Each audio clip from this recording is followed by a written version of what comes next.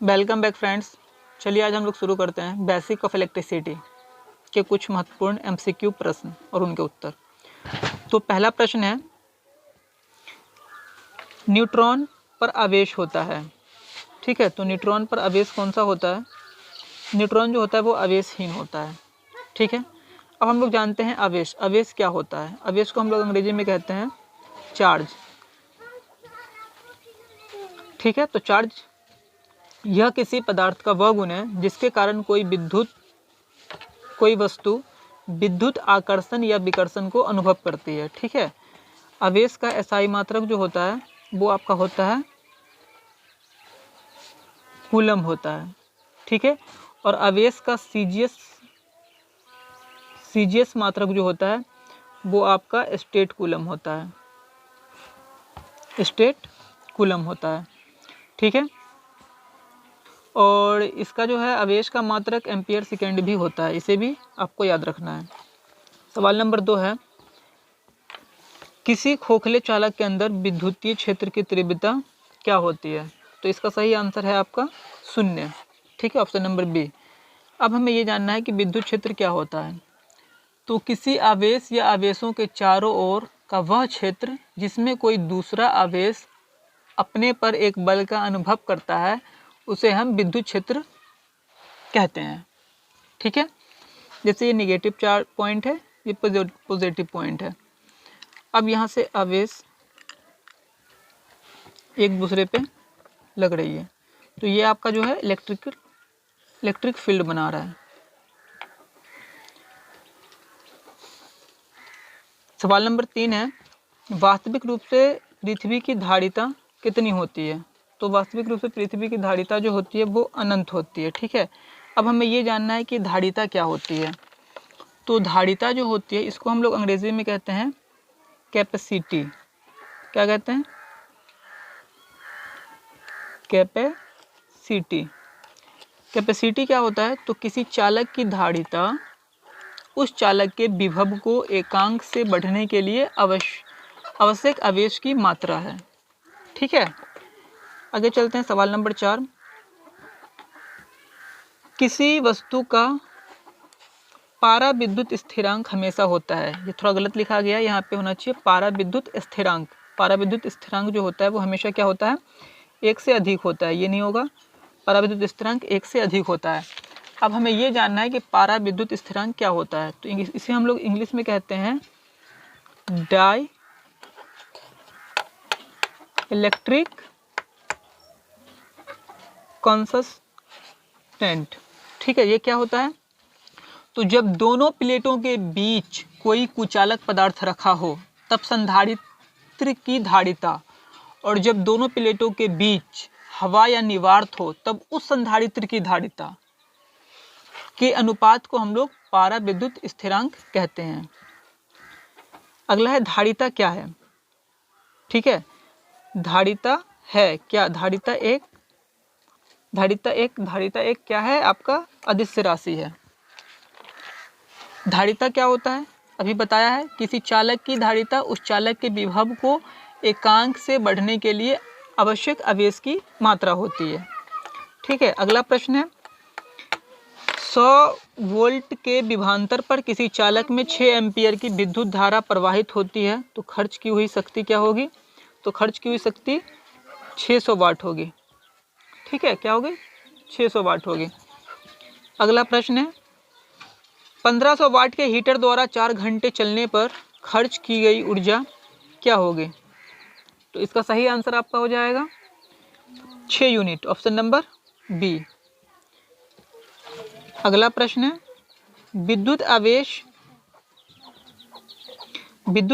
की इकाई क्या होती है? विद्युत आवेश की इकाई क्या है? तो विद्युत आवेश की इकाई है, आपका सही आंसर है इलेक्ट्रॉन।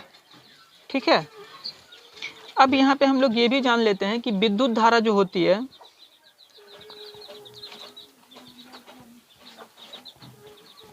वो क्या होती है। ठीक है, विद्युत धारा तो जिसे हम लोग अंग्रेजी में इलेक्ट्रिक करंट कहते हैं। तो किसी तत्व या पदार्थ में इलेक्ट्रॉन का प्रवाह विद्युत धारा कहलाता है। ठीक है, यानी कि इसे हम इस तरह से समझ सकते हैं, आवेश प्रवाह की दर को हम लोग विद्युत धारा कहते हैं। विद्युत धारा का जो होता है एसआई मात्रक जो होता है वो आपका होता है एम्पियर होता है, ठीक है। और यदि किसी बिंदु से 1 सेकंड में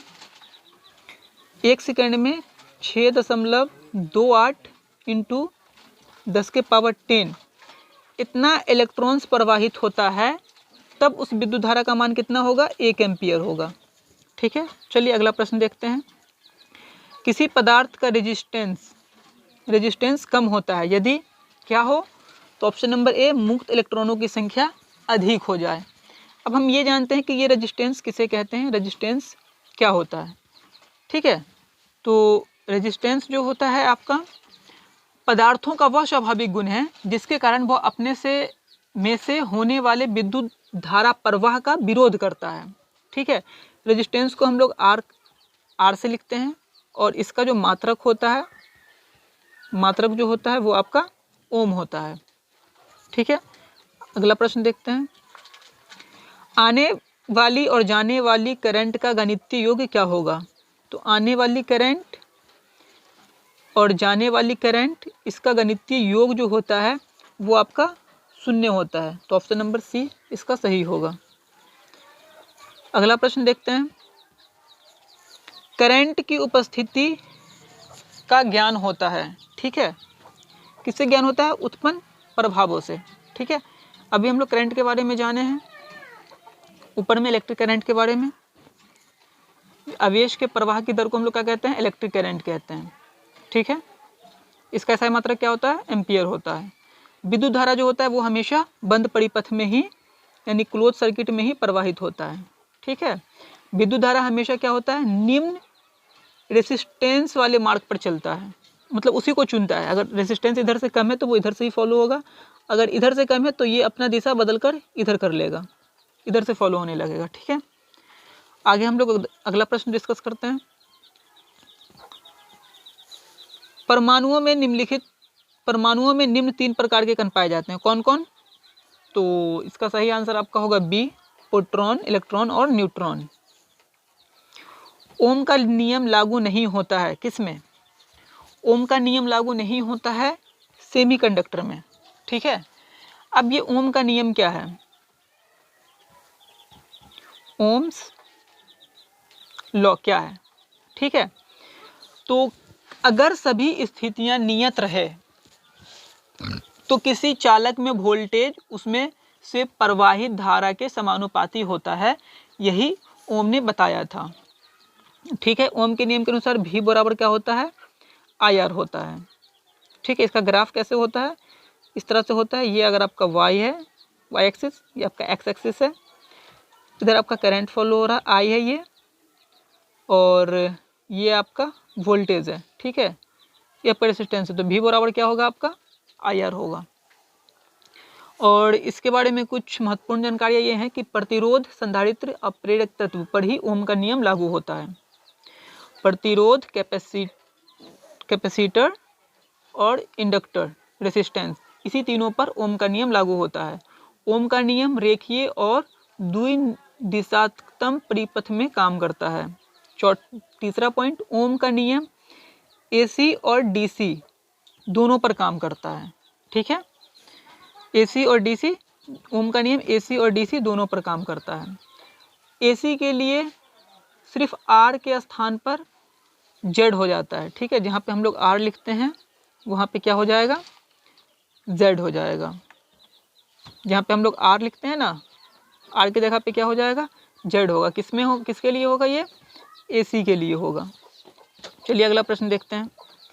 धारिता का मान मापने के लिए उपयोग में लाया जाता है, किसको, शेडिंग सेतु को, ऑप्शन नंबर बी इसका सही आंसर है।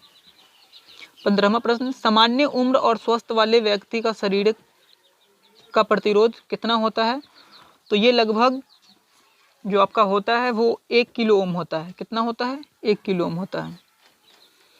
विद्युत ऊर्जा का वाणिज्यिक इकाई क्या है, वाणिज्यिक यानी कमर्शियल इकाई क्या है, तो वो kWh है, किलोवाट आवर है। IE के नियम के लिए, IE का नियम होता है, किसके लिए होता है IE का नियम, ये सुरक्षा के लिए होता है। ऑप्शन नंबर ए सही है। 18वां प्रश्न, एक कलीय संधारित्र में इस्तेमाल किए जाने वाले संधारित्र में होता है, क्या होता है? खाली स्थान में क्या भराएगा? निश्चित मान होता है। ठीक है, आगे देखते हैं। किरचॉफ का वोल्टेज नियम संबंध रखता है, किससे संबंध रखता है? जिसका सही आंसर बी, आया ड्रॉप और बैटरी के विद्युत वाहक बल यानी कि ईएमएफ दोनों से रखता है। आया ड्रॉप और बैटरी के विद्युत वाहक बल दोनों से ये आपका संबंध रखता है। कैपेसिटेंस क्या है, यानी कि धारिता की इकाई क्या है? धारिता को हम लोग किस में मापते हैं? ठीक है, तो फैराड में मापते हैं। ऑप्शन नंबर बी इसका सही आंसर है।